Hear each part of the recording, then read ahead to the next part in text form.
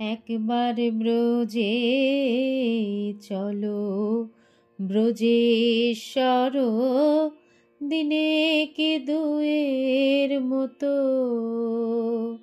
একবার ব্রজে চলো ব্রজেশ্বর, দিনে কে দুয়ের মতো। ও তোর মন মানে তো থাকবি সেথা, নইলে আসবি দ্রুত।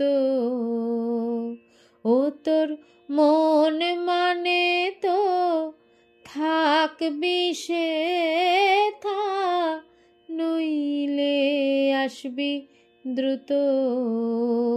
একবার ব্রজে চলো ব্রজেশ্বর, দিনে কে দুয়ের মতো।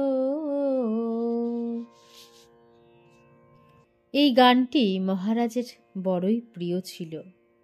গান ও গানের আখর শুনিতে শুনিতে মহারাজের সহাস্য বদন সহসা গম্ভীর হইয়া গেল। গানের প্রতি চরণ কোন অতীতের স্মৃতি জাগাইয়া দিতে লাগিল।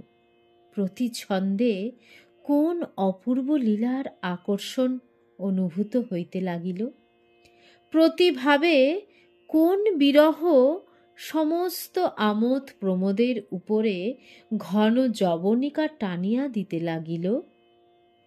ঠাকুর বলিয়াছিলেন, রাখাল যখন তার নিজের স্বরূপ জানতে পারবে, তখন তার আর দেহ থাকবে না। আজ এই অপূর্ব সঙ্গীত কি সেই স্বরূপের পরিচয় লইয়া অবতীর্ণ হইল? তরল হাস্য কৌতুক এতটা গাম্ভীর্যে পরিণত হইবে, ইহা কে ভাবিয়াছিল?